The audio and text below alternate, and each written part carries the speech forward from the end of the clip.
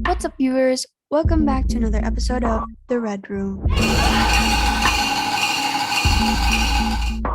series where we talk over some of the most famous unsolved murder cases in history. On today's episode of The Red Room, we are going to be talking about possibly the most eeriest murders we've ever discussed.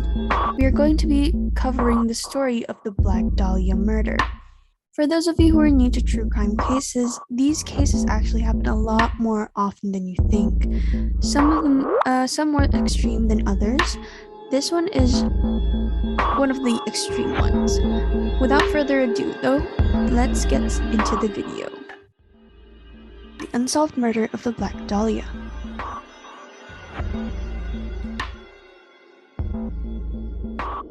On January 15th, 1947, the body of 22-year-old Elizabeth Short was discovered by Betty Berzinger on the block of 3800 S. Martin Avenue in Los Angeles, California, while on a morning stroll.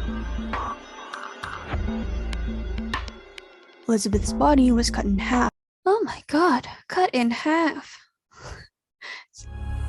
And had been drained of blood, making it so pale that Berzinger originally thought it was a mannequin.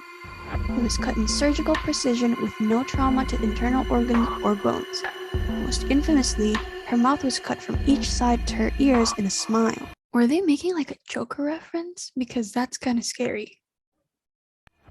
Because there was no blood on the ground, police theorized that the body had been moved there after she was murdered. I mean, this type of murder case, it's psychopathic. But like at the same time, it's what makes it fun. Let's move on. Before arriving in Los Angeles, Elizabeth has spent time with a man named Robert Manley in San Diego. Manley had driven her to Los Angeles and helped her check into the Biltmore Hotel. So I guess this is possible murder suspect number 1. Robert Manley. I'm watching you, Robert Manley. However, some state that after Manley left the Biltmore Hotel, Elizabeth headed to the Crown Girl Bar.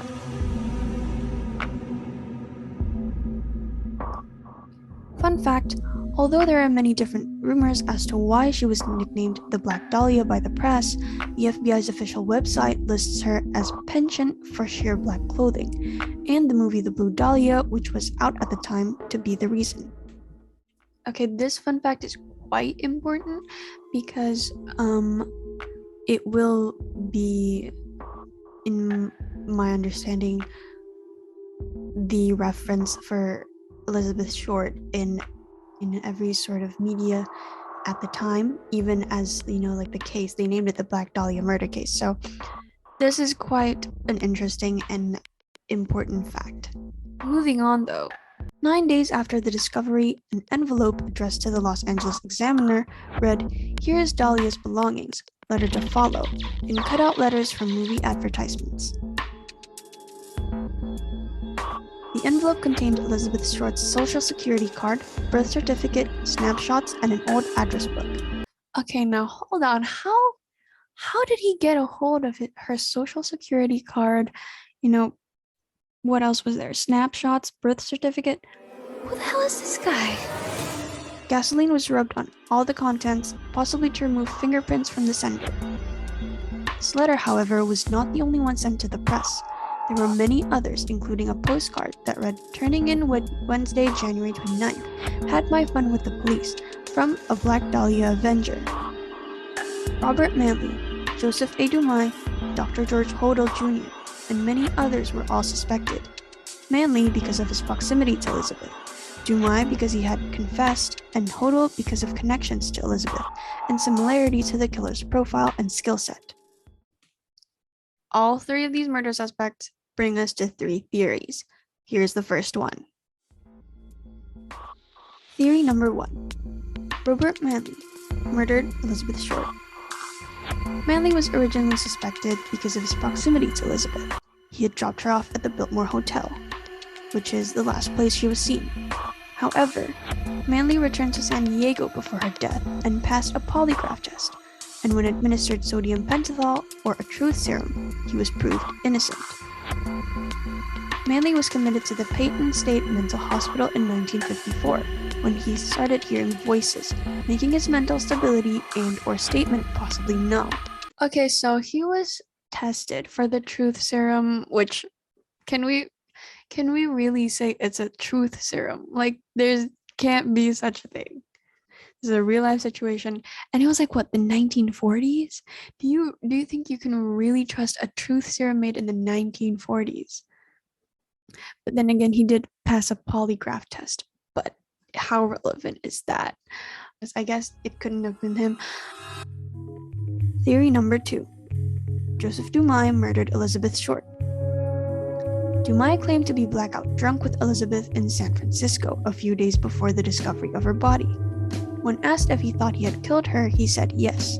Dumais was dismissed because evidence later proved he was on military base, Fort Dix, the day of her death. Okay, this theory, obviously, no. This is obviously like it was just like there. It's not even, I shouldn't even be looking at this. He was in the military base at the time. There is no possible way he was the murderer. Why did he admit though? Maybe he was told to. Anyways, moving on to the next theory. Theory number 3. Dr. George Hodel Jr. murdered Elizabeth Short. This theory was popularized by his own son, Steve Hodel, who, although he was 5 years old at the time of the murder, later became an LAPD detective and investigated the case. Okay, now, if your son investigates a murder case on you, you must have done something wrong. Kind of suspicious there. Hodel was known to be a secretive and abusive person, and apparently had a secret room in the house where his children were not allowed to go. This would line up with the psychological profile of a murderer. Hodel studied surgery in medical school and ran the Los Angeles County Venereal Disease Clinic, which would contribute to the surgical precision of the cuts on Elizabeth's body. See, he studied surgery in medical school. And he runs a clinic. Come on. And he has a secret room. Are we really contemplating who the murderer is? Come on now. Photos of a woman who was thought to be Elizabeth was found in Hodel's photo albums. Forensic artists, however, disagreed on how similar the two look, and tests were ultimately inconclusive. When police planted listening devices in his home, George was heard saying, "Supposing I did kill the Black Dahlia, they couldn't prove it now. They can't talk to my secretary anymore because she's dead." Oh, hold up now.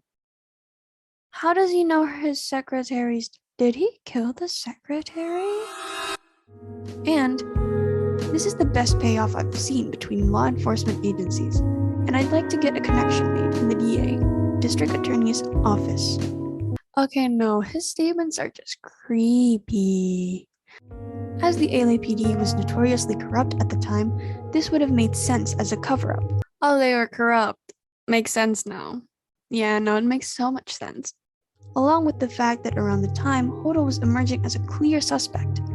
Physical evidence was lost and the case was dropped.